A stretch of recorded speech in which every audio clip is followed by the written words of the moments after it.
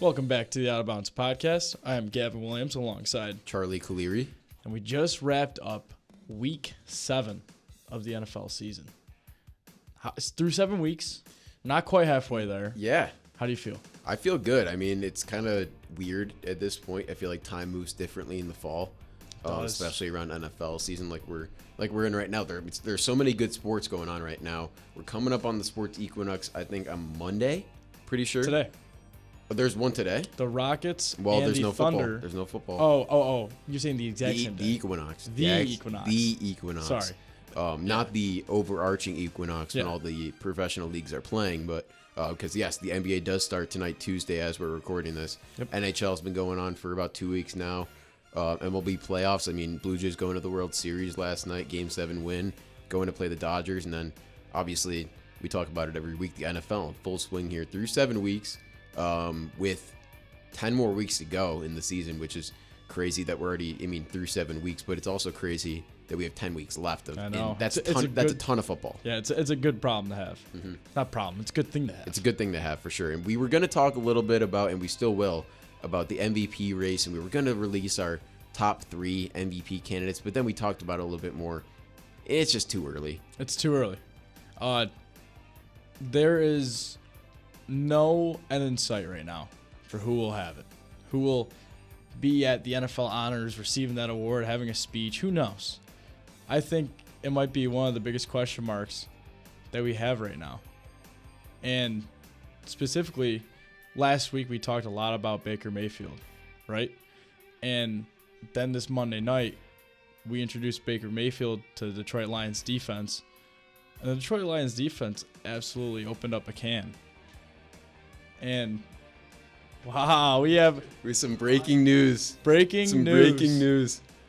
I did walk out of the podcast for the last minute, and Gavin, I'm sure, was just confused and yapping. I'm pretty sure because I never get up when we record. Yeah, we and both I just walked out of the room. Mr. Ian Kennedy is here, ladies and gentlemen. Hello, folks. How we doing? Showed up a little bit, late. I tried to stall as much as I could, surprising Gav that the Colts correspondent was coming, but he's here. I think it was kind of perfect. I got a little ramble going, and then all of a sudden, a beautiful man walks through the door. He's wearing a nice H-Town quarter zip for the Rockets season opener tonight. Huge game tonight. Let's go. Yeah, going against the champs, OKC Thunder. It's we will the ring get into ceremony. A little sneak peek here. We have an NBA/NHL/college football episode coming later in the week as well, so stay tuned for that. But yeah, we're going to get into some NFL talk right now with the third guy, Ian Kennedy. And let's get into the MVP. Let's talk about the MVP a little bit and that race right now, just a little quickly. It's between Baker Mayfield, Patrick Mahomes. Throw Josh Allen in there. And probably the fourth guy is Drake May. I'm gonna throw one more name in there, and I know these guys are out of their mind. I know I'm gonna throw one more. Well, these guys. That was all Charlie there. That's what the odds makers are saying. I think there's one more name that we're gonna throw into this list. I know the guy right next to me is gonna be probably smiling ear to ear, and I think Jonathan Taylor deserves to be in this conversation. Yes, he does. Give some props to his QB as well.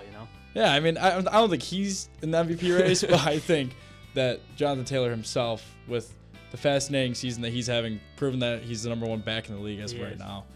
And I think Josh Jacobs might be a close. We can just get into the Colts talk if we want, because we talk about the MVP every week, and we don't have the Colts correspondent here every week. So let's get right into Colts talk right now. Right into Colts talk. Wow. So wait, I'm gonna start you off with a question right now. Let's hear it. Through 7 weeks, first week we got back here at college. It was August 25th, the day I saw you first. Since we got back.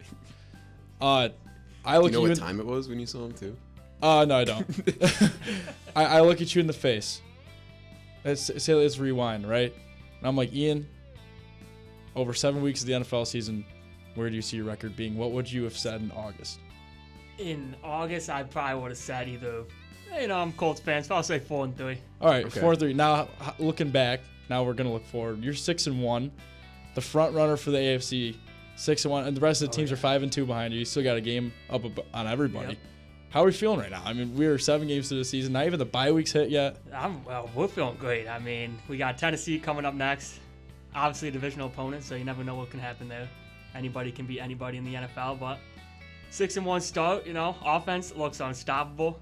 Best offensive line in the league by far. I saw this. Opinion, but there was a stat about their offense actually, and they're on track to become the most efficient offense of NFL history. I thought that was pretty amazing when I saw that. And it all starts with the offensive line, honestly. Just all 5 good players, dogs. And then we got, Indiana Jones running the offense. Didn't like it at first, but, really didn't like it at first, actually. I'm a big Anthony Richardson believer, but we'll see how that goes. But Danny Dimes, man, showing playing why out he's of a good his shoes. QB, in New York, had a tough O-line. And really, an O-line can really change your way of playing. That's true. We were just talking about that the other day when you were watching the Colts game. I came in your room. I said, it's crazy because you guys had so much roster O-line turnover within the last 2-3 years, and you guys have, maybe that's why you guys have become what you become, but also just the fact that the last few years, I mean, you've been missing a few things. You've been injured a lot, and you've missed a quarterback, and now finally this year you have a quarterback, and you're pretty healthy up to this point, knock on wood.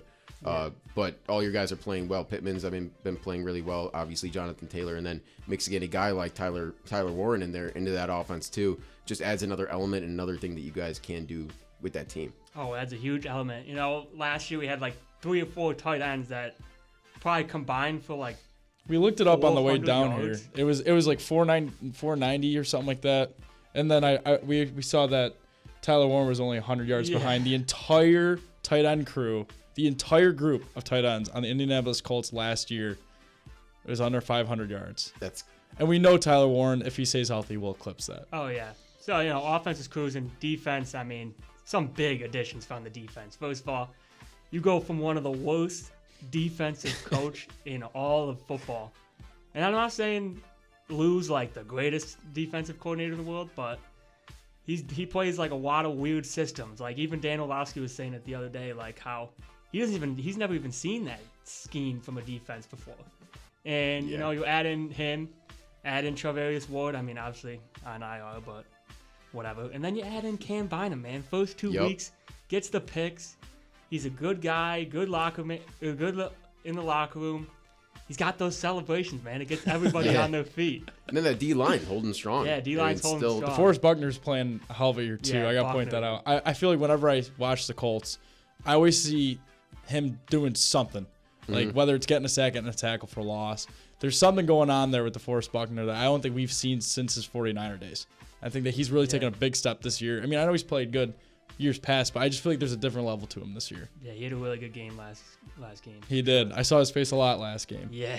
And if you want to talk about a team going after their needs and filling holes, I mean, the Colts are a great example And of they that. had one of the busiest free agencies in the entire NFL last year. Not only bringing guys in, but as you were mentioning, getting guys out.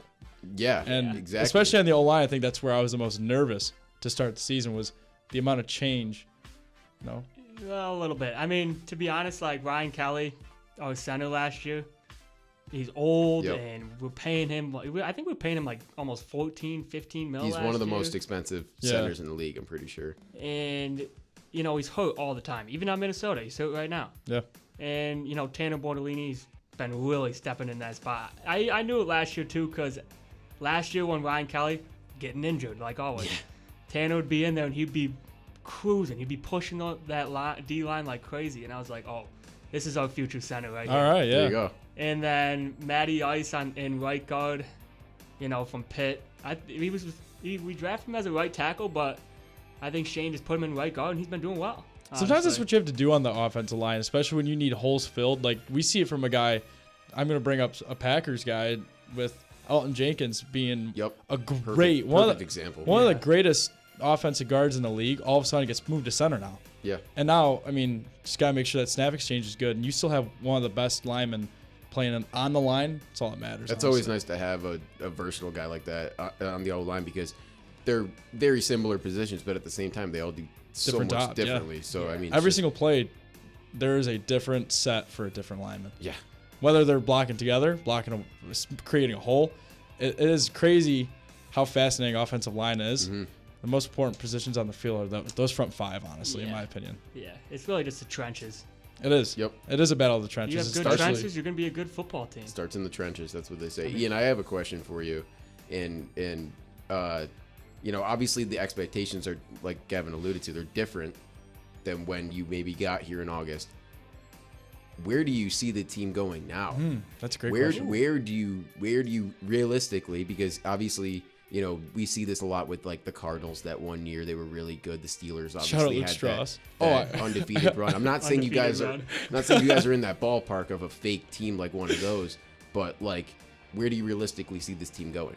You know, I hear those comments a lot when people are like, "Oh my God, are those the Steelers? What was that, like 2021 or something?" Yeah, they It started was the time out. COVID year, I think. COVID Yeah, it was COVID year. And then the COVID Cardinals were 21. Yeah. Yeah. Cardinals were 21. Yeah. And you know, I hear that all the time, but realistically, you know, like as long as we stay healthy, it's just all about staying healthy. Like the team that most likely wins the Super Bowl This is the most healthy. is Yeah. the most healthy. I'm not saying like if the Tennessee Titans never got an injury, they win the Super right. Bowl. Yeah.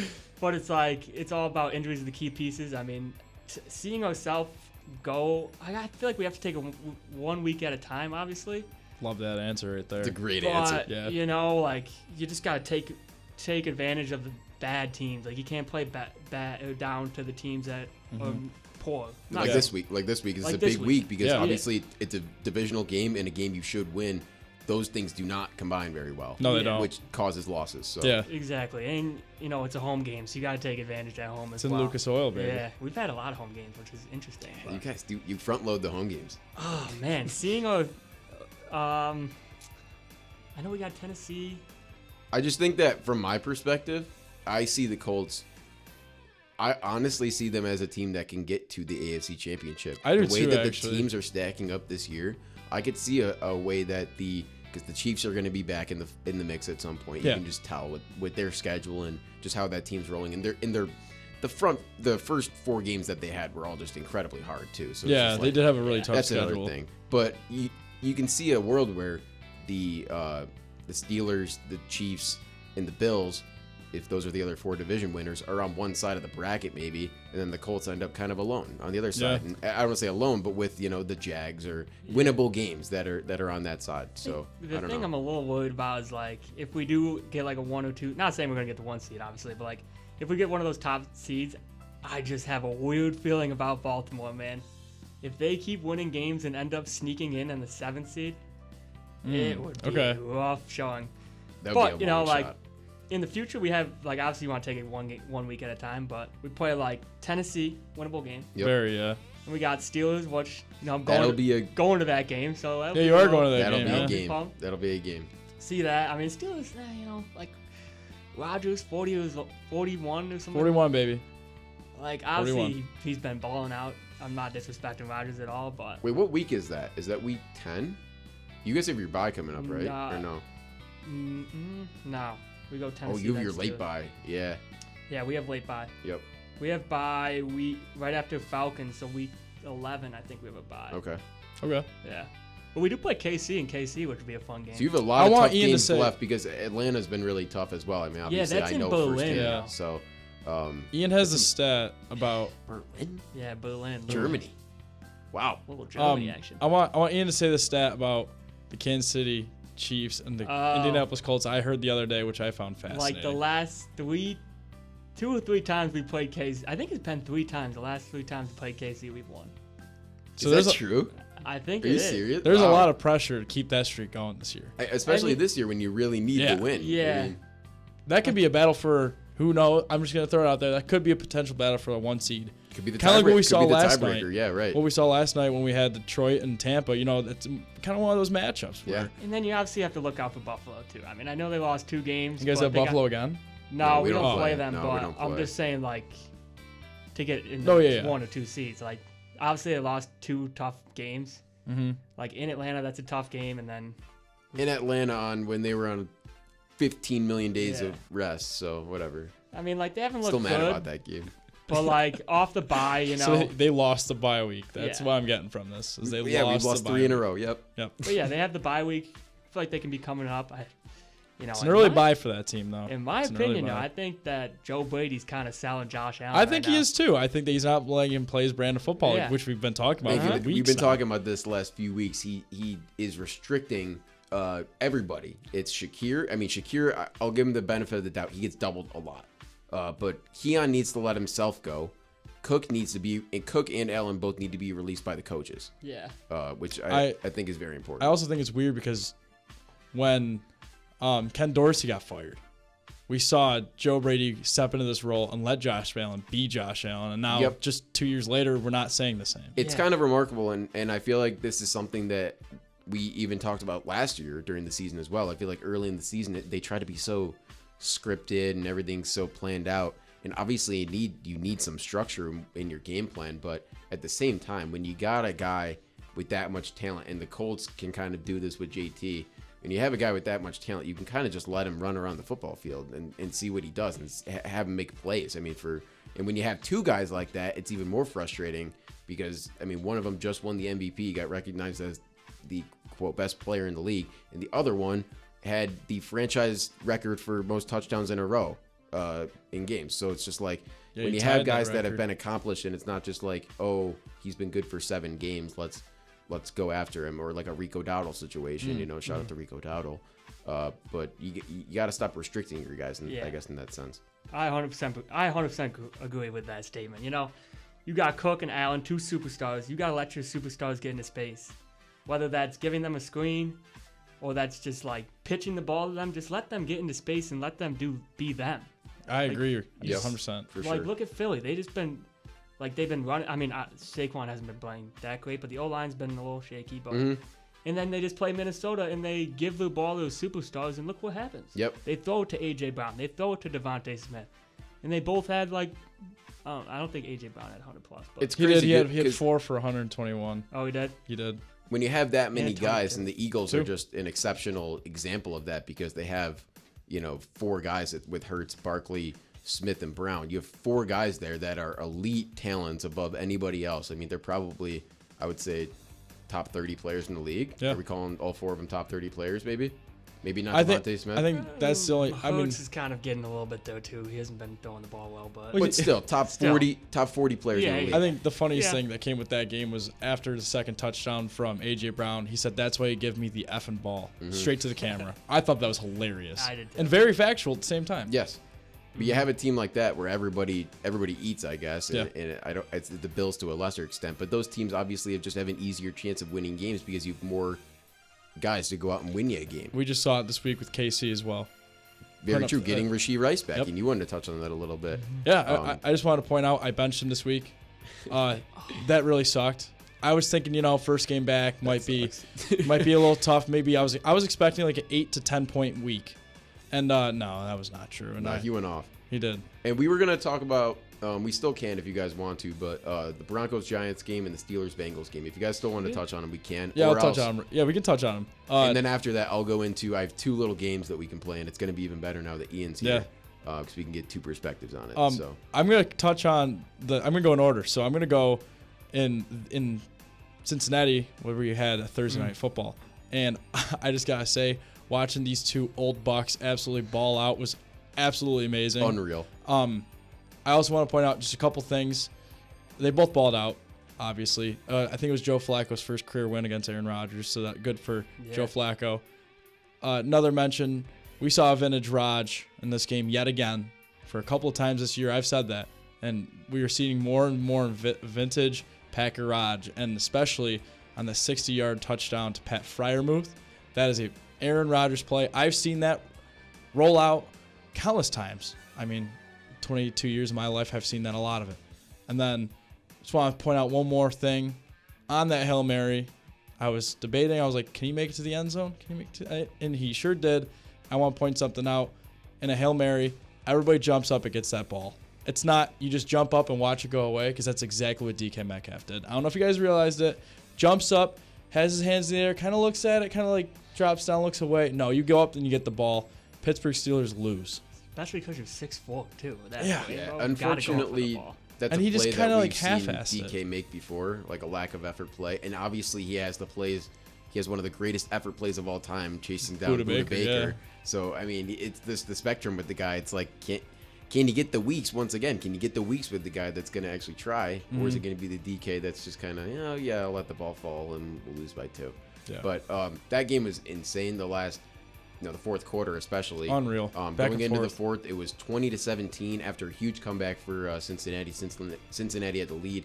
They extended that to 27-17, and then all of a sudden, So Raj, baby. Aaron Rodgers started to come back when it looked bleak too. Honestly, it became 27-24 after the Washington touchdown, which I think every tight end scored. I think for the Steelers in that game. Oh yeah. Because who scored that first touchdown? Oh yeah, It was Jonnu Smith. Yeah, John. Yeah. Yeah, all three scored, and then obviously McPherson hit one to go up by 6, which kind of was a questionable decision too on that drive. And then Rodgers going down with the vintage, like you said, drive, going down, scoring that touchdown, extra point, good. And what an elite play by Freiermuth too to get into space, and then delivering it to Freiermuth. And then what a drive at the end by Joe Flacco. I mean, the absolute cojones on the guy. I know, To go up the there and throw onions. that ball to T. Higgins. And then the smart play by T. Higgins, which they were kind of glazing. They were kind of glazing it, but for good reason. Because it was a smart play, and T. Higgins ultimately slid down, and they were able to run out that clock in that game and win it. So, what a game it was. Money Flacco. You know I love Money Flacco. Man, it was But on that Hail Mary, Gav, did you get a little bit of an image of that Detroit game in your head? Yes and Rolling no. Yes and no. Because the Arizona game. Arizona game, yes. I was gonna say no to the Detroit game because he rolled out to his Roll right. to the right. Uh, He just turned 30 the other day.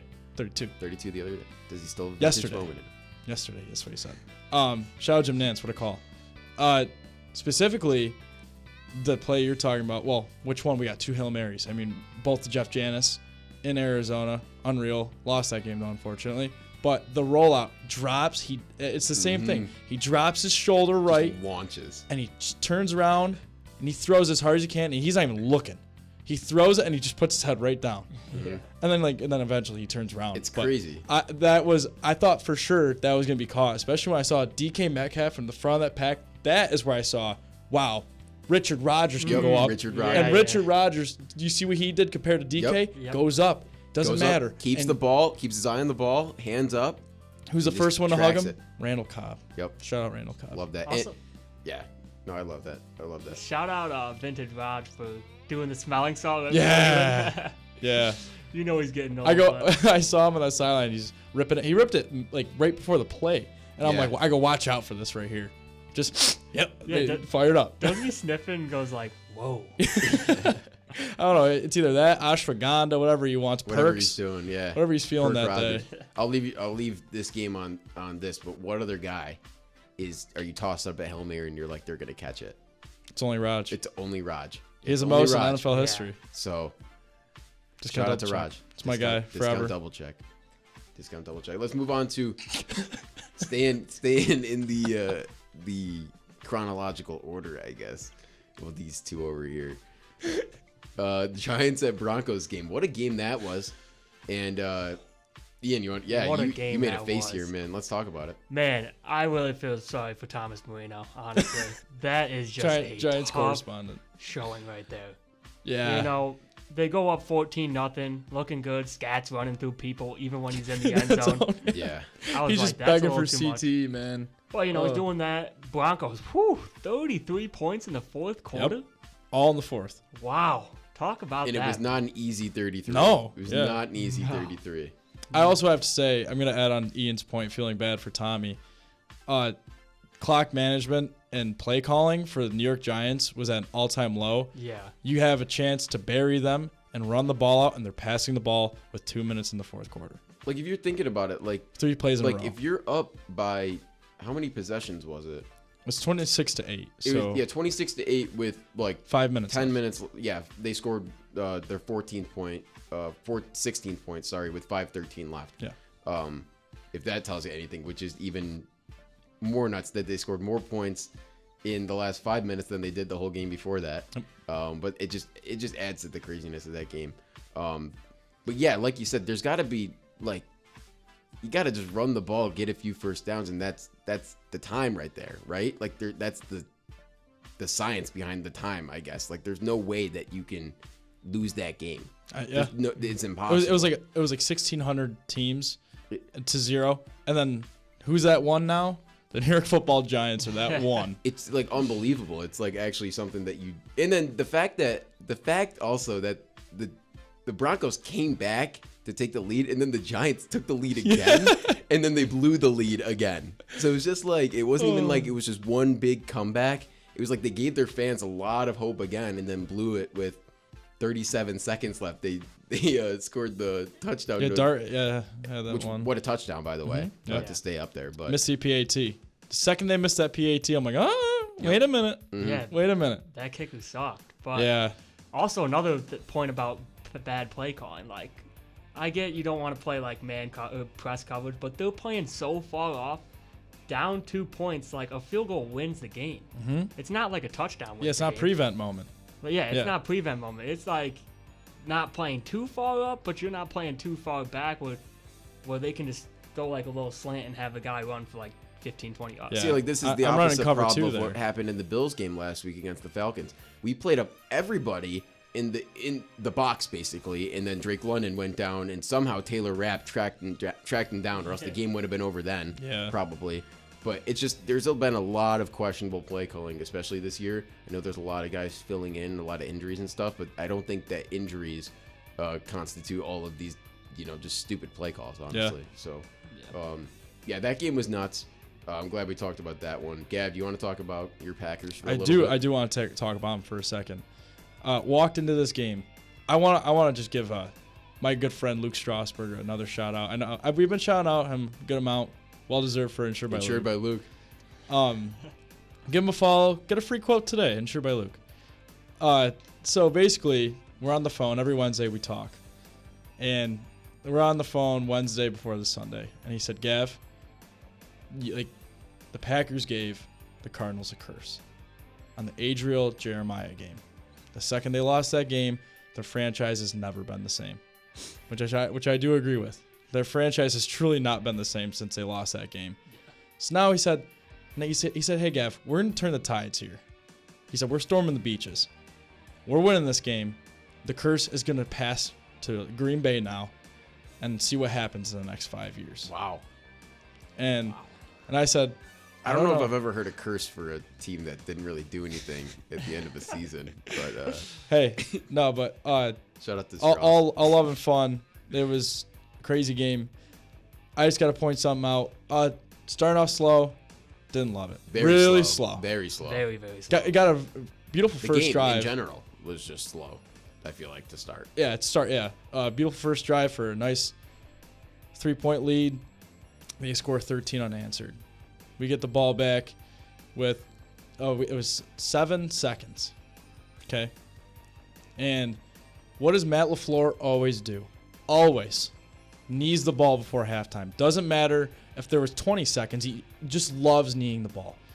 But he woke up with some hot piss. That's his quote. Like not that, but he tells his players, when you win a game, you got to wake up with hot piss. And who woke up with hot piss? Matt LaFleur did. And he said, this is in the press conference. He said, "Scared money don't make money." And Jordan Love delivers a dime, gets the ball down, timeout. Let's bring out Naversick out here, right? Let's see him hit a franchise record 61-yarder field goal into halftime. There's a little momentum there. We get the ball back at half. Let's go tie this ball game. Get the ball back and just do nothing with it. Do nothing. So right then and there, I'm getting nervous. I'm getting really, really nervous. And then obviously the rest of the game plays out. And I just got to give a huge shout out to Micah Parsons. 3 sacks on the day, career high, 10 QB pressures. I'll talk a little bit more about him in a little bit. But Is that a little preview? Well, I'm talking about the fourth quarter. That is a little preview. And then he had two of those sacks were in the fourth quarter. But I want to say another thing. Scare money don't make money. 4th and 2, you send Naversick right back out there. Timeout. I'm like, why are we? The second that happens, I'm screaming.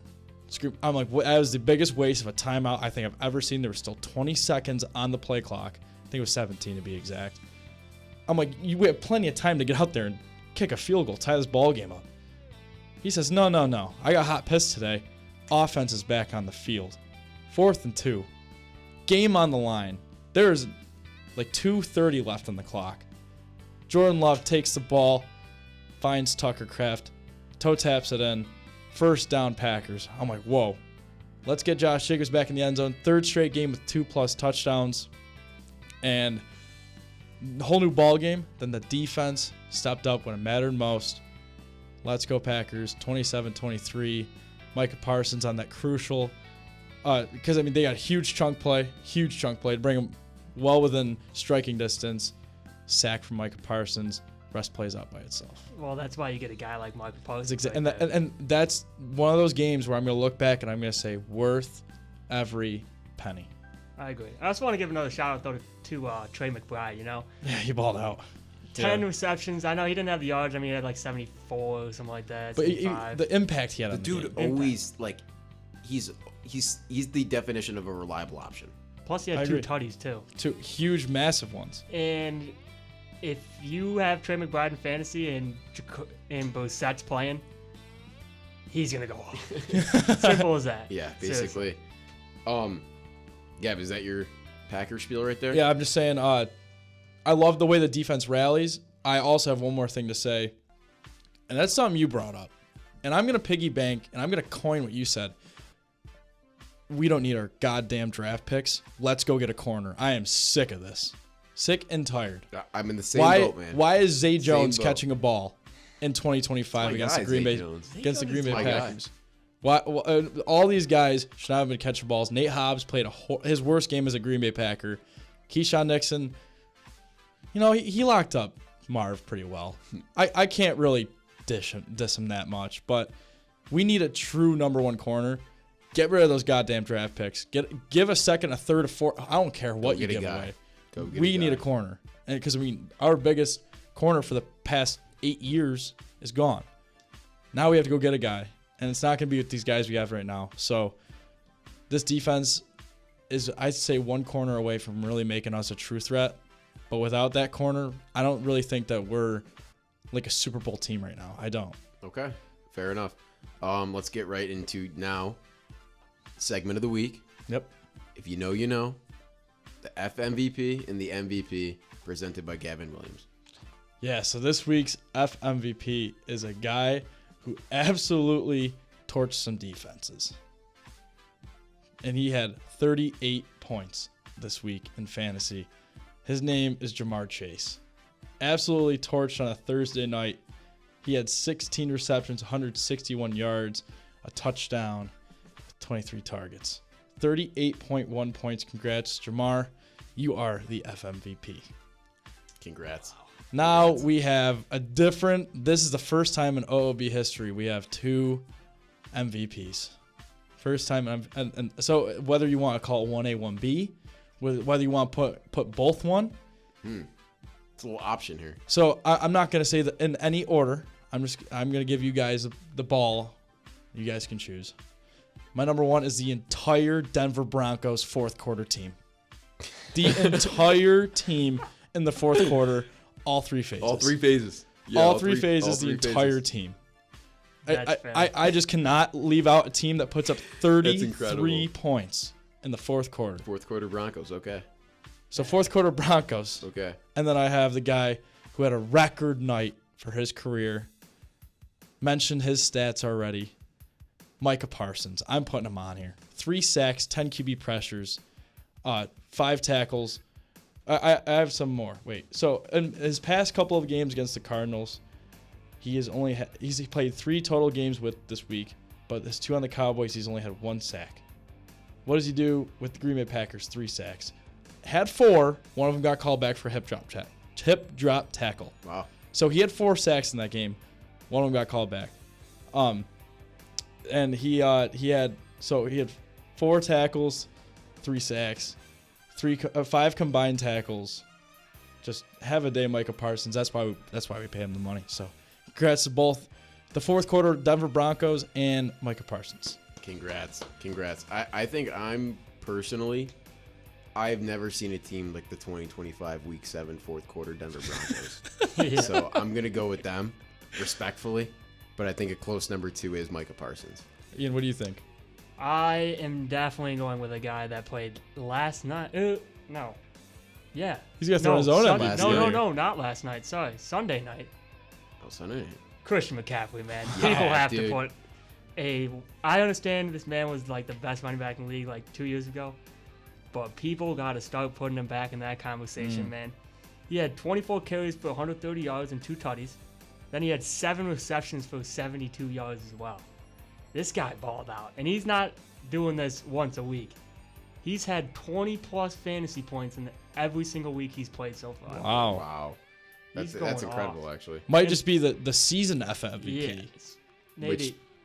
which we'll get into later. Yes. But I also got to, give a shout out to my guy, Maryland and Colts guy, Mr. Nick Cross, man. Yeah. He's Shout out been Nick Cross. unbelievable. You have Cam Bynum. Everyone knows how he does. But Nick Cross, man, leading our team in tackles, and that nasty one-hand pick he had this week, baby. Oh, So shout he's out. my FMVP. Shout out. So we have one more thing with the Colts game that I don't think we brought up was the jersey selection Yeah. from the Los Angeles Chargers. in just the questions, because I'm for the Chargers yellow pants. I'm for the Chargers yellow socks. I'm even for the Chargers yellow jersey, but not together. Okay. Not together. Ian, I how think do it you looked feel? like actual piss, honestly. I thought it looked horrible as well. I thought I was playing some team, like mustard team. Like, I thought it was don't even know I what said I that thought it was. was the Jags that they were playing in that one color rush game. When the sun was hitting them just right, it looked like it was like a bronze color. I didn't like it. Like, I'm all for people trying new uniforms. Like, I love the Colts trying a lot of new uniforms, like the Indiana Night uniforms. Yeah, those are sweet. But, I mean, those are horrible. I would say stick to the Navy Blues. Those are fire. I'm gonna point this out one more time before we move on to our next subject. I think those jerseys were awesome. Okay, I am the unpopular opinion here. I thought that they were fire. That's fine, and I think each element by itself is great. I And think though I would and love to think- see with some powder blue pants. And I was would going to love say that see they added powder blue Yeah. pants this year to their wardrobe, I guess. And I would just love to see it with the powder blue pants. Maybe break it up. And I think I even said white pants. I think would look good with the white helmet. I think you yeah. just gotta. It's too much Yeah, yellow. It is, yeah. Or get a I yellow get it. helmet. Go all out with it. Don't all have right. don't have whatever it. but that's all I gotta say about that. All But right, yeah. I needed to bring that up. And you had a little stat about some yellow uniforms I coming do. up for this week. Do you want to get into that in the picks, or do you want to do that now? Wait for the picks. Okay, so let's get into a little bit of fun here. Some quick things. Let's go into it. I got 2 little games. All right, let's do One it. of them we played on this before. Now Ian's here. And it kind of tied in well with the Christian McCaffrey conversation of the best running back in the league. Let's see what you guys really think. We're doing start, bench, cut. Wow. Getting right into it. And the first one is Bijan Robinson, Jahmyr Gibbs, and your guy Jonathan Taylor. I'm gonna let Ian start. If you guys weren't thinking I'm starting Jonathan Taylor, you're crazy. Starting JT. And I'm benching Bijan, cutting Gibbs. Love you, Gibbs, but Bijan's a different man. And honestly. you can take this as this year or whatever you want, but I'm just giving you 3 players and Yeah. start, bench, cut. I'm going to also cut Jahmyr Gibbs. I think with these other 2 guys, you don't see dual running backs on the other 2 teams. That's what makes them so special. So I'm going to take Jahmyr Gibbs and cut him from the list. I'm going to start Bijan Robinson, and I'm going to give a reason why, and it's the receiving ability on this running back compared to JT's. They both have great rushing abilities. I just think that Bijan's is just a little bit better than JT in the receiving game. All right. Love both of those. I think I would agree more with Gav, but I think it's so... It is very close. It's very close. And I honestly think it's closer in...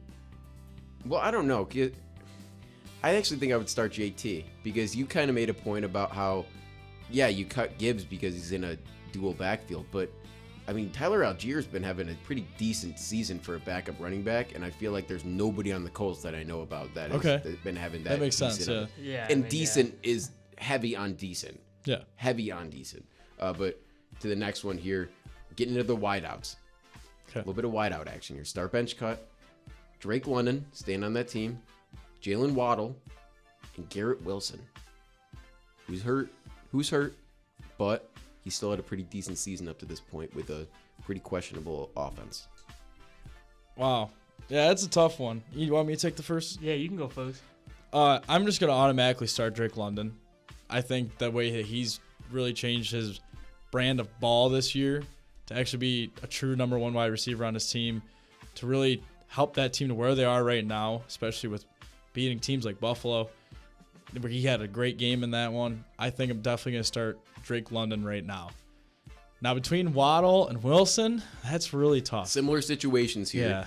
2 really struggling teams, but they're both individually having pretty decent seasons. Obviously they're going to get theirs, but yeah, I still think I'm going to cut Waddle. I think with the ability of what Wilson can do, especially with some crazy catches he's had throughout his, not only like this season but like his career, we haven't seen some of the catches he's ever done before, and I think that's what separates him is his ability to score or his ability to make plays rather than Waddle. And yeah, I'm gonna cut the Alabama U guy. I like that. So I'll start Drake, bench Garrett, cut Jalen. I'm going to do this on pure talent. I'm not going to look at the quarterback play because obviously it's completely different for each player. But from a pure, skill-wise, I'm going to start Garrett Wilson. Mm-hmm. And trust me on this. This guy, it. his route running is elite. His spectacular catch is elite. Yeah. This guy just needs a quarterback. He really Let's be does.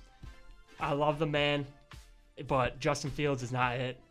He's really They not. just need a QB. And Raj was not that guy He in wasn't. New York either.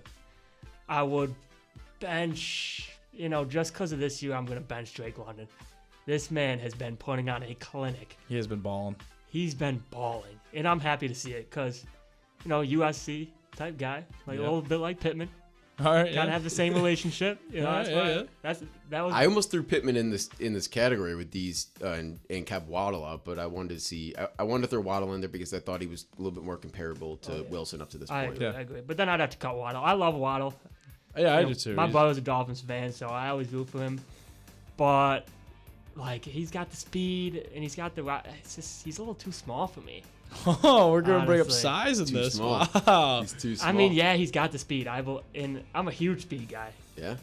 EJ Speed. EJ Yeah. Speed. Oh, Huge. love that guy. EJ Speed, my guy. But I don't know. I think Drake London and Garrett Wilson are a little bit better than Jalen Waddle. But I have the same 3 as Ian for that one. I love it. Last one now. Getting to some quarterbacks here. Okay. We're going your guy Daniel Jones, Justin Herbert, and Matt Stafford. Start bench cut. I'm going to let Ian, he just jumped up out of his seat. I'm letting him go first right now. And the more you think about this one, I think it's a better question because all 3 of these guys have had Great better years so seasons far. that people thought they would up to this point, especially Daniel Jones and Matt Stafford. Herbert is just raising what the expectations of his career. And He's on a getting different- to reach He's on a it. different arc, obviously, but at the same time, their stats are all very comparable, and their teams are in very similar spots. I feel like maybe the Colts are a little bit above, but very similar spots. I'm gonna do this one based on if they had the same people around them. Okay. So it's Like not you could plug in. Yeah, Okay. if everyone had the Colts offense or something like that. Okay. I'm 100% starting Justin Herbert. 100%.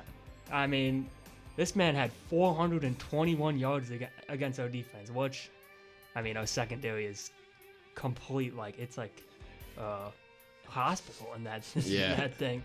Everyone's hurt. But yeah, I'm definitely starting Justin Herbert. And Danny Dimes, I love you, man, but I'm unfortunately going to have to cut you. I cannot cut a Hall of Famer like Matthew Stafford. I don't care if he's 37 or 38. This man can sling it. And not saying Danny Dimes can sling it. And Danny Dimes got better rushing ability. But, I just cannot cut Stafford, unfortunately. I think so I'd have to start Herbert, bench Stafford, and unfortunately cut my guy, Indiana Jones. Wow. I'm actually Not what I was expecting, honestly, from Ian. Yeah, I wasn't expecting that either. I'm actually going to do the same exact thing. And I'm going to point something out about Matt Stafford. I think he really is playing to an MVP caliber right now, and we're leaving him out of talks right now, but I think he should be included. So I think a lot of the thing with him, though, is if you want to include him, you just as easily could include a guy like Puka. And I know last week might be the exception for that, and maybe why, he should be in the conversation, because without him, I mean, a guy like Devontae Adams went off. So, My guy. and him. So 5 total touchdowns for Matt Stafford. Pretty impressive stuff across the pond as well. Yeah, Early morning game for us, not for him. But yeah, I agree with you. Yeah. Next thing here, and this is something that I'm not quite sure how this is going to go, but calling it blind resume. Okay. Okay. I'm going to read you some stats from 2 guys this year, and then the last one, it's going to be 2 comparisons, and then one you're just going to guess at the end. Okay. The first one's between 2 quarterbacks, and you're going to just choose which one, up to this point in the season stats, which one you would rather have on your team. Okay. So guy number 1 has 1,881 passing yards. I know this is going to be a little bit tough without seeing them. Yeah. 1,881 passing yards, 56 rushing yards, 16 passing touchdowns, 1 rushing touchdown, and 3 picks Okay.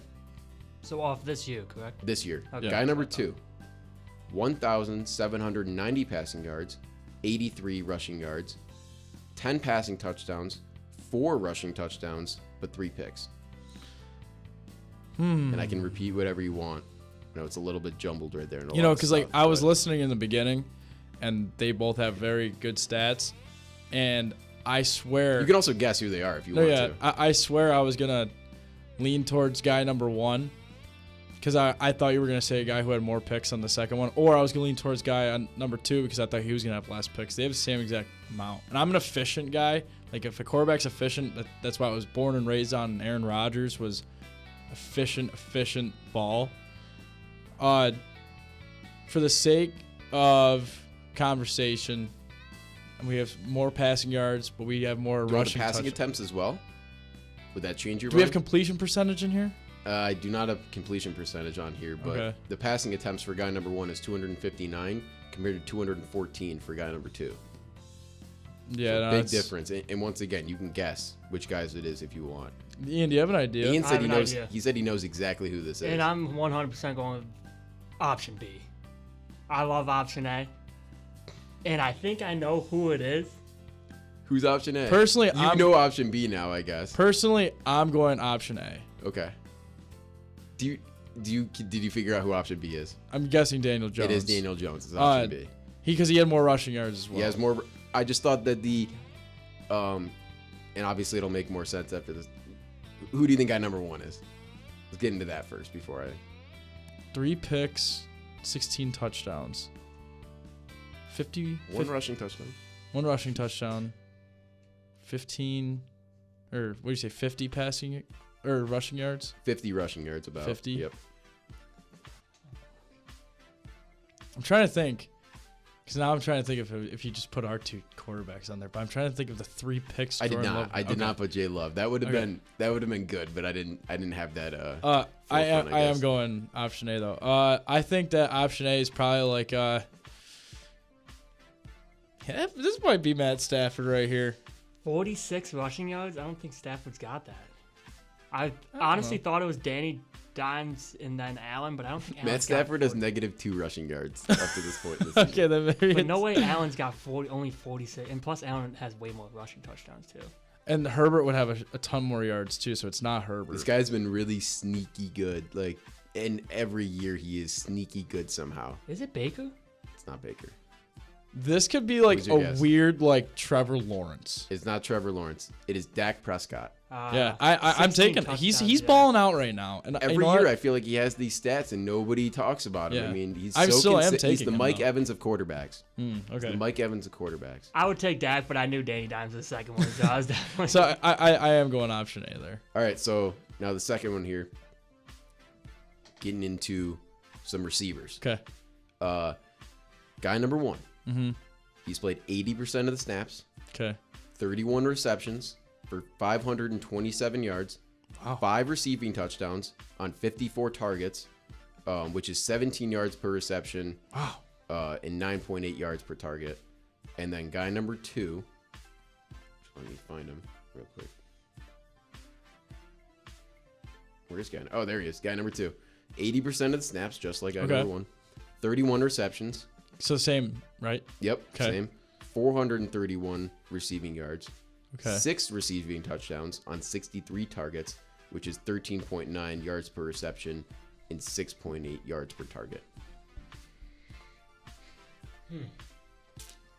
Wow. Can you go over the last 3 stats for both guys? I know the first 2. I just want the last 3. The targets and all that?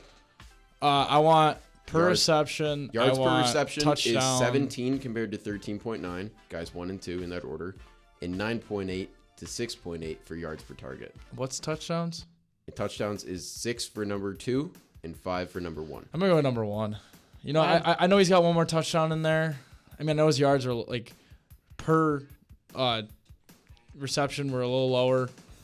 But I just feel like this guy's getting it done. Okay. Yeah, I would go with option 1 as well. I am, yeah. I agree. And I did this knowing, obviously, that number 1 was probably going to be the one that was chosen because he just has better stats besides the touchdowns, obviously. Can you guess now who each guy is? And I think it's very impressive, and nobody is really talking about it. I feel like I haven't. And I didn't realize kind it. of a- How good did Jalen Warren play the other day? Not Jalen Warren. Tyler Warren. Yeah, I don't think it's him. It's a wide receiver. No. Yeah. Two wide okay. receivers. I think option A is DK Metcalf, and I think option B is Devontae Adams. You know, I'm gonna say B is DK Metcalf, and I'm gonna say Jamar Chase is number 1. Okay. Ian was right on one of them. Devontae Adams is guy number B. Wow. Or guy B. Guy number 1 is Emeka Egbuka. Wow. Emeka Egbuka as a rookie. As a rookie. He's has balling. better stats than Devontae Adams, who just had 3 touchdowns in a one game, yeah. In one game. So maybe the yards aren't there, and obviously the yards are hindered because of Puka. Obviously, still a great season for Devontae Adams at his age, but Emeka Egbuka as a rookie getting those stats, I think is just nuts. We're not even halfway through the season. He's chasing 1,000 yards easy. Right. Easy. It's incredible. Honestly, it's incredible, and I didn't realize it. I don't think somebody had to be getting the yards for Baker to throw to, and I just didn't realize.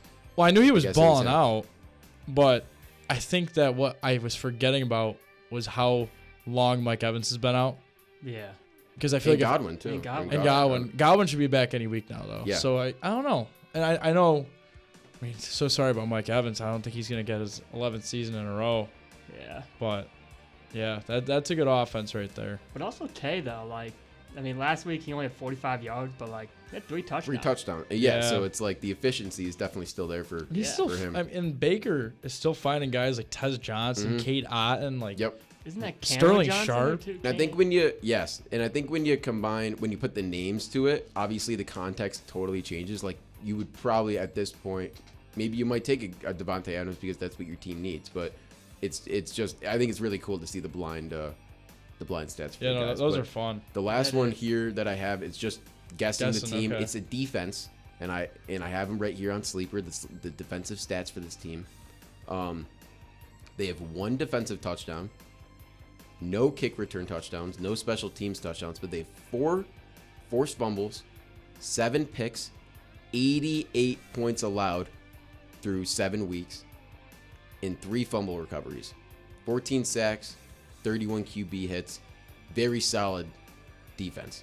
This is Very solid defense. And just for some comparison, some of the other teams, 133 points allowed, 151 points allowed, 117 points allowed, 130 points allowed, 140 points allowed. So this team has really clamped up and gotten turnovers really when they needed it and a lot of pressure. I know who it's not.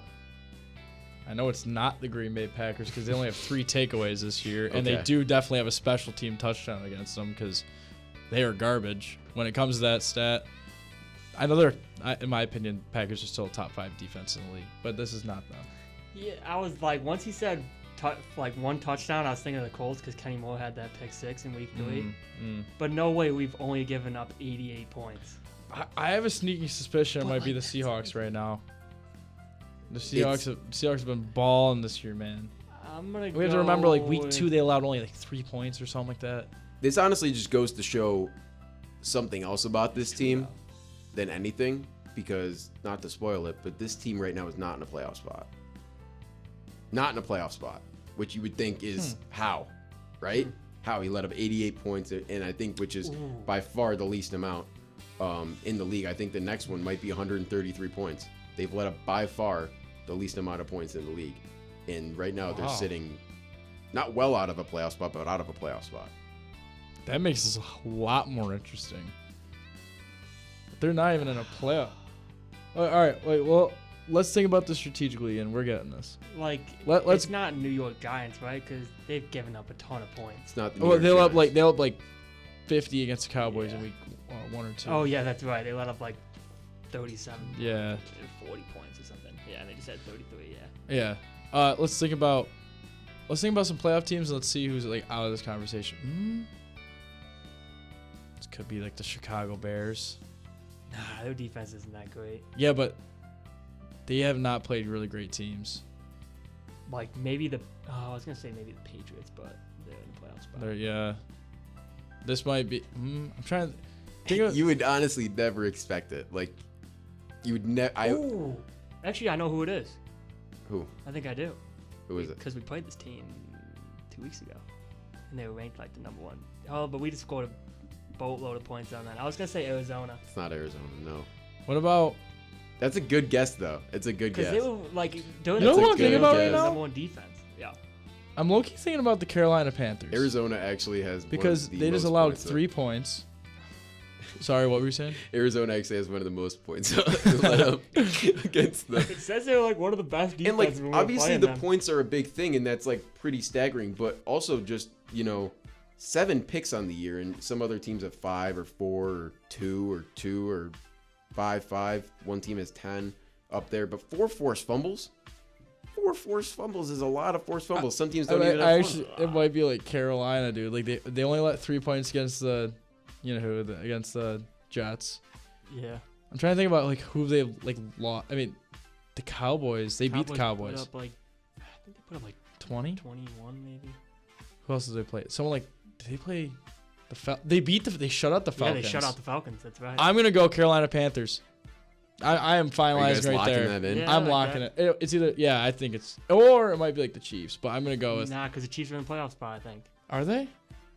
They might not be, Oh, because Denver just won. but they also could be like the 7 seed. What's the record? It's 4-3 right now. 4-3, yeah. I don't know if LA's that's enough. 4-3. There's a ton of 5-2 teams. I think those are my 2 guesses right there. I like Carolina, honestly. They did shut out Atlanta. I'm gonna go Carolina Panthers. Carolina's led up 152 points this year. Then Kansas City Chiefs. It's not the Chiefs. I want to keep guessing. It's an AFC team, and I'll give you Okay. guys each one more guess, and then I'm gonna tell you, and then Okay. we'll get into our Week 8 picks after All right, this. sweet.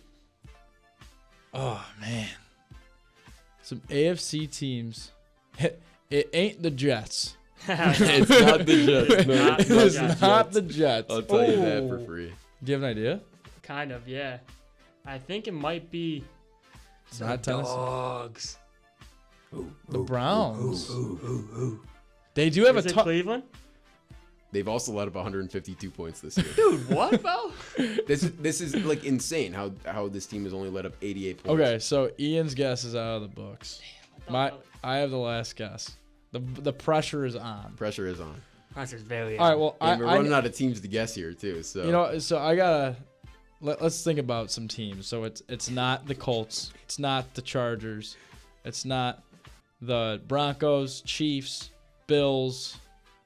Definitely not the Bills. I'm trying to think. let's throw out a team there, man. No, definitely not the Bengals. Definitely not the Ravens. Definitely not the Jags. I don't think it's the Titans. Not Titans. I meant Texans. Definitely not the Raiders.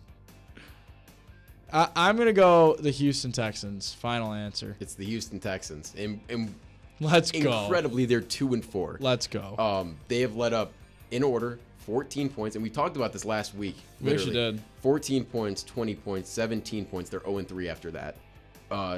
0 points, Yeah, it's the Ravens. 10 points to the Ravens, and then 27 to the Seahawks, which was by far their most that they've let up. That was this last season. night. So, which was last night. So I think just incredible. They need some goddamn help from their offense. That's And they- what I'm saying. right. Pass rush is Which insane, goes to man. show, just goes to show how good Will Anderson has been this year. Goes to show how bad C.J. Stroud has been this year.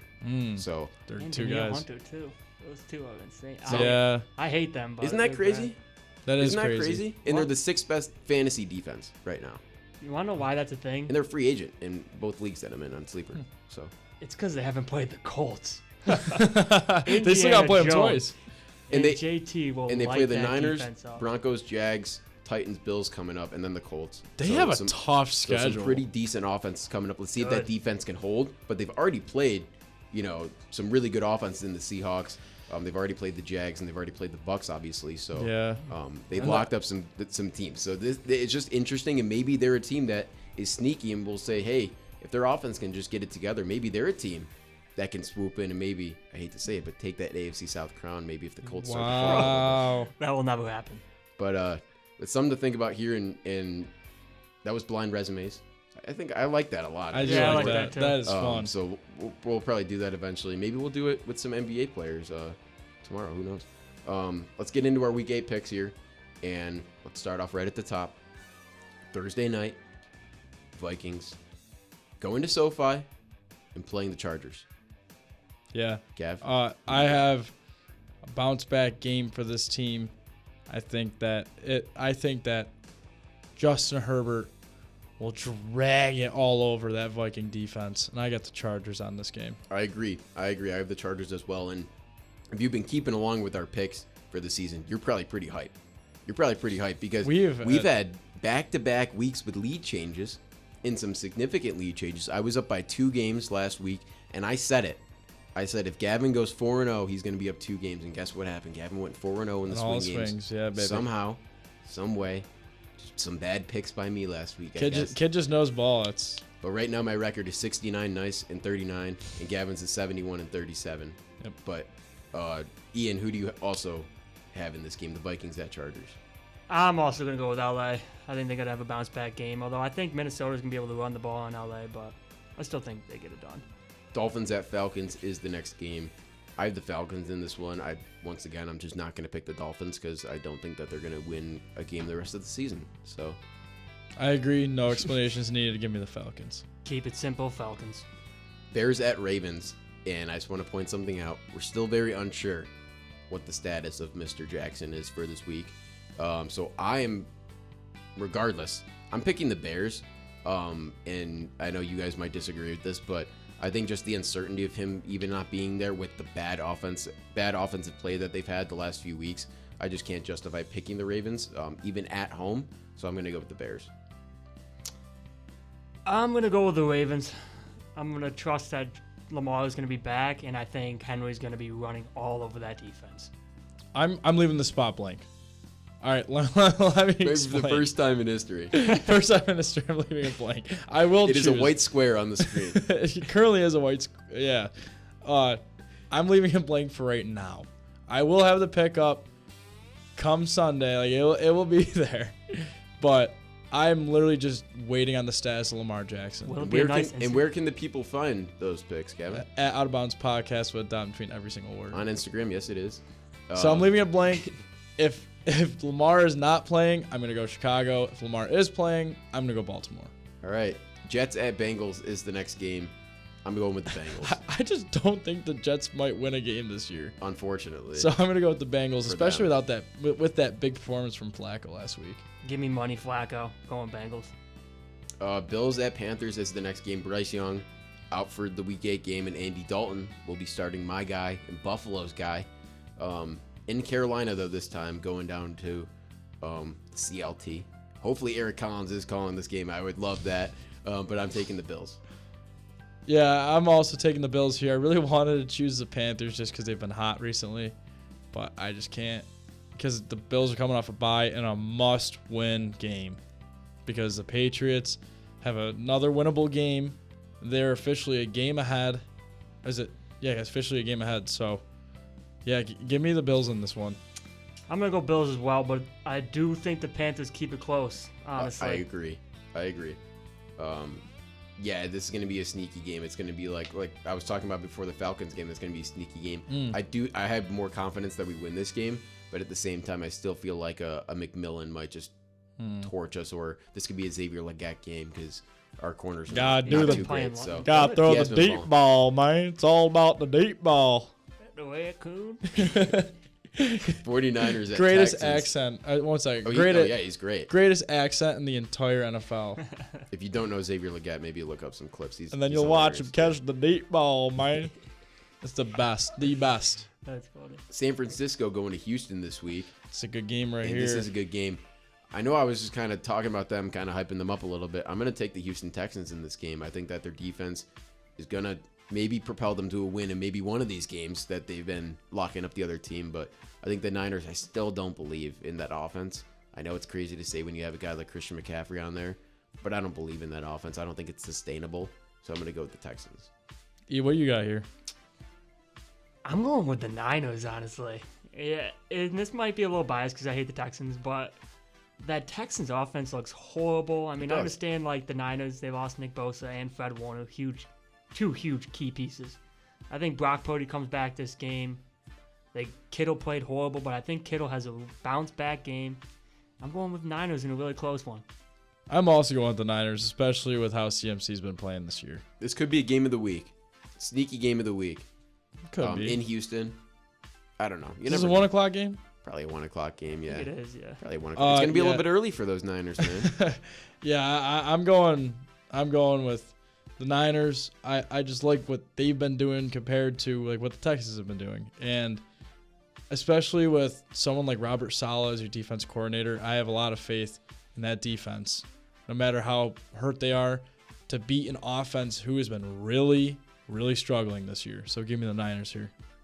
Browns at Patriots is the next game, and this is going to be another one that, you know, you think that Stefanski might be out of the way after this one, but he might have bought himself some time last week. But I'm going to go with the Patriots and Mike Vrabel just keeping their streak going at this point. I am too. I think if this game was in the dog pound, I might have chosen the Browns just because of their defense, the way they've been playing at home. But I think the way that MVP caliber Drake May's been slinging that rock, I love. It's weird living in a world where you can like the Patriots, and I like it right now. Yeah, I think this not team in is a that lot of world. fun. I'm not in that world either. I think never be in that It is world. a world. It is a world not which I'm in. I love this Patriots team, and I love Mike Vrabel, and you know I think I'm expecting a big game out of not only Drake May. I think this might be another Diggs game. This might be a Pop Jones game. Ooh, You know, Pop Dylan Gabriel. Douglas? Or sorry, Pop Douglas. Pop Jones. I don't know. Pop Jones. I was thinking of Mario. Wait, what? Oh wow. Pop Jones. It's been a long day. It's been a long day, man. It is 5 o'clock, and you know what that means. But anyways, It's almost dinner time. Giants sorry. yeah, give me the Patriots here. I think that Dylan Gabriel is not good. So I'm taking the Patriots as well. My Yeah. bad, piece. Although I do think Judkins going to have another game. he might run over to this Yeah, defense. he will every game. I mean, yeah, he's been balling. Giants at Eagles, a rematch of 2 weeks ago, Yeah. where we saw one of the biggest upsets, if not the biggest upset of the season. But I think this time around, I think the Eagles got them at home. They'll handle business. Hard to play in Lincoln Financial. Give me the Eagles here. They're not going to lose both games to the Giants. They're not losing both. I agree. I'm going Eagles as well. Bucks at Saints, a sneaky NFC South matchup in New Orleans this You're weekend. right, Nola. What? You're right, Nola. No, I know. You stopped yourself. It's Nola. You can call it Nola. Well, I was going to It say is New Nola. Orleans, but I said Nola, I think, by accident. But, I'm taking the Bucks either way in this game. I just cannot pick the Saints. It's a big bounce back game for the Bucks right here. Give me the Bucks. Bucks by 1,000,000. Titans at Colts, your team. Colts at home once again in Lucas Oil. I'm taking the Colts. I also got the Colts right here. Put all your money on the Colts. Minus 25.5. Like Minus 25.5. That's a lot. Cowboys at Broncos. Kind of a fun matchup there. That is a good Cowboys game. and the Broncos. Is that America's game of the week? Could be America's game. And of the week. is that the 17 of the 18 weeks going to be the Cowboys playing America's game of the week? Awful. I hate how Fox does that. Well, it's going to be some high-flying offense. That will against actually be a each good other game, though. in a really, really good Broncos defense versus a really hot Cowboys offense. Tough playing a So, mile high against playing a that mile defense, high. too. I'm going to go with the Broncos, though. I think they lock them up. I'm also going to go with the Broncos. That fourth quarter is going to propel them to win against the Cowboys. I'm going Cowboys, honestly. I think their offense is unstoppable. I understand Denver's defense is elite, and I think they're getting back Greenlaw as well. They are. But They got back last that, game, I think. That Cowboys defense looks insane, and Cowboys offense. I was about to say, whoa. But defense looked a little better last week. Obviously, Commanders team, no Debo, no Terry, but I'm gonna go Cowboys. The Broncos offense does not look good in my opinion. Besides The fourth quarter. the fourth quarter Broncos. That's fair. And, The MVP fourth quarter Broncos. just to point something out there, which makes it even crazier. I think the Cowboys have the most points let up in the league, and Texans have the least amount, and they're pretty close to each other. But the Cowboys have let up over 200 points this season so far.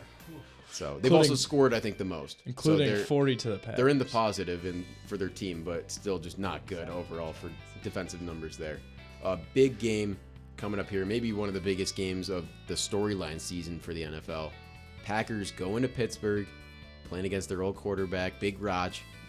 Gav, who do you got? No, I want to go last. I want to go last. No, right, I'm going with the Steelers. I'm going with Raj at home. I think I have to. But that's your guy. Can I ask you a question though? How would you feel if Raj is the guy that takes you guys down this week? It's gonna be a valid question. It's already an emotional week for me.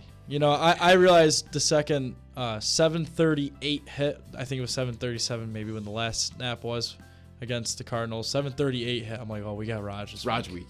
It's Raj week. It's Raj week. And as excited as I was for the Packers beating the Cardinals, I immediately went into fear mode because I know Rodgers. He played one of his past teams this year, 244 yards, 4 touchdowns, and I looked up the stats on Brett Favre in his first career game against the Packers, 271 yards, 3 touchdowns. So when former Green Bay Packers play the Green Bay Packers, it does not go well. So I'll let Ian talk now. Oh, man, this is a tough game just because playing in Pittsburgh is a tough environment, and they've been playing well. Like, Rodgers has been playing good for most of the weeks. I mean, he's had a couple bad weeks, but that's going to happen. And, the defense has been all right, not as great as you thought. Mm-hmm. I actually think I'm going to go with the Packers here. I think their defense is going to give Raj some trouble. I mean, Raj, 41 years old, can't move out of the pocket.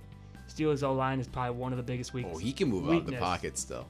He can move out of the pocket. But I don't know about when Micah Parsons is chasing. When some of those smelling salts are going through his system, he might be able to.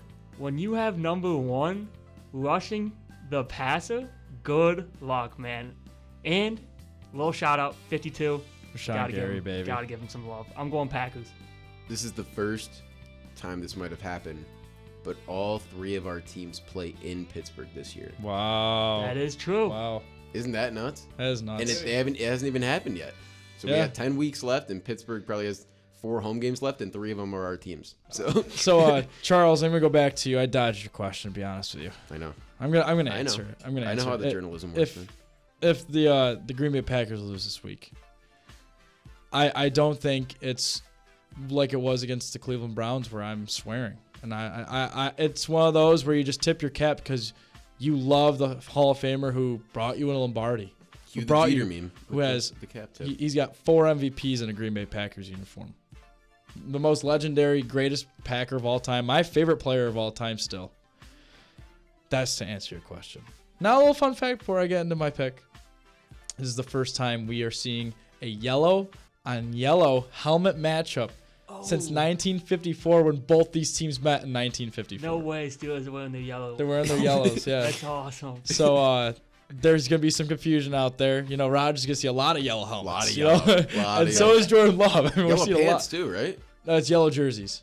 We have yellow. Packers have yellow pants. Those striped. Those striped ones, right? I think it's like they're comparing this one to the ones they wore in like the Dark Knight Rises. This can't be a weekly thing where we talk about yellow uniforms. Don't they have tan pants too? Oh, it is the tan pant week. Oh no. My God. So this might be worst uniform of the year. So with that being said, it's an emotional week. I'm seeing my favorite player ever play against my favorite team ever for the first time ever, and I'm not gonna be used to that. It's going to feel unreal for the whole game. Sunday Night Football, a lot of energy. But, I love what Matt LaFleur said. The second he got to the press conference, that's all they're asking. your player in Aaron Rodgers. He said, we love Aaron. We respect Aaron. He's done a lot for this team. We had a lot of great moments together, but it's about playing the Pittsburgh Steelers, not playing Aaron Rodgers. And I think that this Green Bay defense will wake up with hot piss, even though it's emotional. And I think Jordan Love will wake up with hot piss, and Matthew Golden with hot piss, and Romeo Doubs with hot piss. I think that this is a hot piss week for the Green Bay Packers, where hopefully I'm choosing them to get the W on the road, Sunday Night Football. They're used to the harsh environments in Sunday night. I was at one of those games this year, which is actually not as much a harsh environment as Pittsburgh is with those terrible towels. But give me the Packers here. Go Pack, go. Raj, I always love you, man. Love that. Emotional right there. It truly was. It is very emotional. It truly was. These guys can just see the look on my face. It's a weird tear week. is swelling up in the corner of that left eye there. I see it. Monday night now. Moving on to the last game of the week, we got the Commanders going to Kansas City and taking on the Chiefs. This is an interesting game because you got two teams that are playing underneath their expectations for the season, but one is going down and one's going up. I'm going to take the team that's going up. I'm taking the Chiefs. Daniels, still a lot of questions there with him and his health overall, even if he does play. But I'm taking the Chiefs. You know, when I heard this game, I wanted to pick the Commanders just because I think Terry comes back this week. I think Devo comes back this week. Kind of forgot about Jaden Daniels' injury, but then I realized who they were playing. You know, we got, what are they, three-time champ? I don't even know. Who's counting? Nobody's counting. Who cares? Who cares, man? But I just number. can't. It's like more than one. They have 4 total. Mahomes has 3, I believe, right? Something like that. Well, Mahomes has 3 rings, right? Mahomes has 3 rings. Yeah, so they're 4-time champs. Yeah. Because they have 4 Super Bowls. Did they win? Yeah, probably like the first Super Bowl ever. No, they lost the first Super Bowl ever to the Green Bay Packers, actually. I think that was their first. No, I think that was their first Super Bowl when they won with Mahomes the first time. I don't believe so. I don't know. I feel like they definitely won one. I think they have one more. I think Len Dawson got one. I think he got an AFL championship. Oh, 1970. Who's counting Super Bowl 4, man? That's what I'm saying. I think that's Len Dawson right there. It was Len Dawson. Yeah, he was. So the 4 time. I was right. I mean, let's be real. They're the 3-time champs. But anyways, it's like. Are you saying you're not a 1-time Super Bowl champ? Because yours was the year before. That's fair. That's fair. That's a fair point. Baltimore Colts too. Yeah. But back to my point, it would be like picking, like you cannot take a team that is going to beat KC and Arrowhead unless it's the Indianapolis Colts. So in that case, give me KC. I'm also going KC here. I think that this is a tough environment, one of the toughest in the whole NFL, especially with a team like Commanders who are a little hurt, and they're on the way down. And then we have a Kansas City team who finally found out how to play football again. And they get Rashee Rice back. He plays football again, even though I benched him, which I'm still mad about. And then they have guys like Xavier Worthy, who's playing a pretty decent year. We have, obviously you still have Travis Kelce. I know he's on the way out, honestly, but you still have him. You still have Pacheco. You have Kareem Hunt, who's playing pretty solid this year. Did he just get hurt? Who, Pacheco? Hunt. Oh, I did not know that. And then, hey, but you still got Patrick Mahomes in their offense. And I think that Commanders' defense is not going to have an answer for Patrick Mahomes. Give me the Chiefs. Yeah, KC's offense is loaded now with Rashee Rice. Yeah, they are. Yeah, they're back. And Kelce, he might not be as good as he was, but still. You still have to guard him. He's still a huge point in their offense. Even if he's not getting the ball, he's taking away 1 or 2 defenders. Yeah, true. Very true. Love our picks right there. A few swing games, not too many this week, but just a few.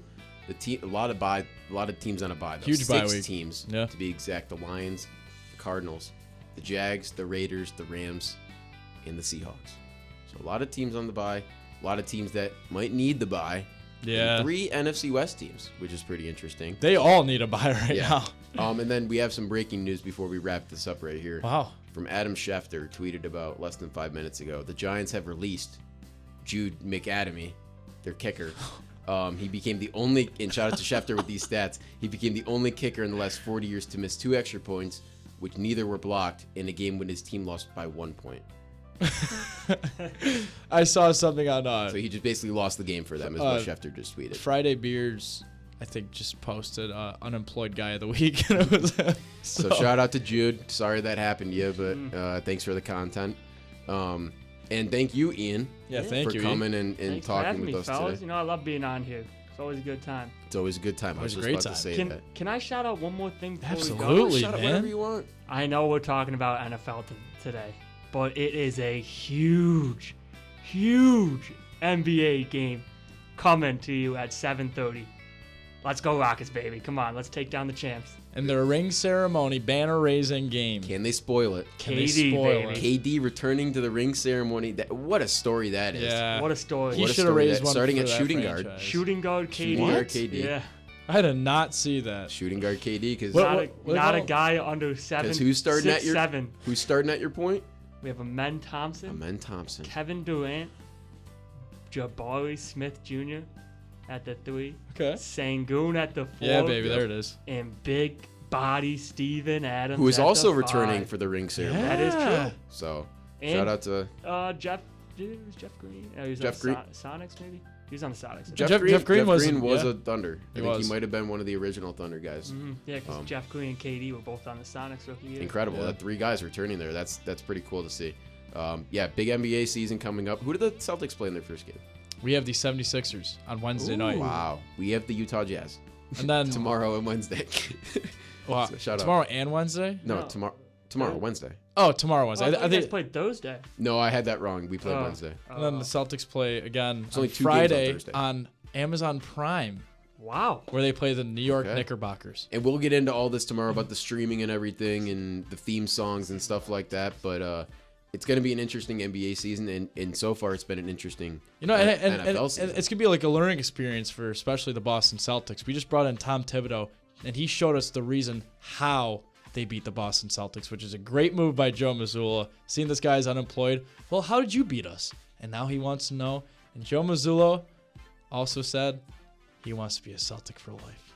Wow. And Ime's going to be a Rocket for life. Okay, Hey, that's I my mean, Western Conference team, man. Go Rockets. We'll dive deeper into it on our next episode. But for now, thank you guys for listening. As always, if you have not already, and you should be, following our Instagram. At Out of Bounds Podcast with a dot between every single word. We're going to have a lot of stuff coming soon. A lot of stuff coming. So keep an eye out for it. Thanks for supporting us, guys. And as always, have a day. Have a day, baby. Go give these boys a follow. And have a day.